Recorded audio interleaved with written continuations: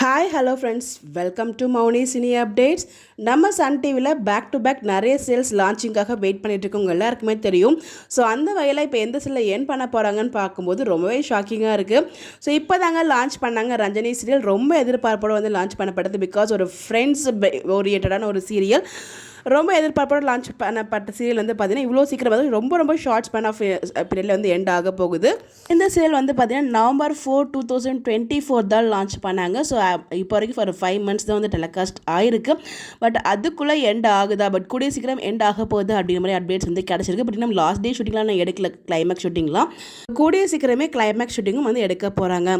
So என்னடா இதை பார்த்ததுமே எனக்கு செம்ம ஷாக் ஆகிடுச்சு. என்னடா இது இவ்வளோ இப்போ தானே லான்ச் பண்ணாங்க, அதுக்குள்ளேயும் வந்து கிளைமேக்ஸ் ஷூட்டெல்லாம் எடுக்க முடிய போகுது அப்படின்னு சொல்கிறாங்களே அப்படின்ட்டு. கண்டிப்பாக அந்த சீரியல் ஃபேன்ஸ்க்கு இது ரொம்பவே கஷ்டமாக இருக்கும். பிகாஸ் ஒவ்வொரு சீரியலுக்குமே ஒரு செட் ஆஃப் ஆடியன்ஸ் வந்து இருப்பாங்க. அது இவ்வளோ சீக்கிரம் முடிய போகும்போது அவங்க ரொம்பவே வருத்தப்படுவாங்க.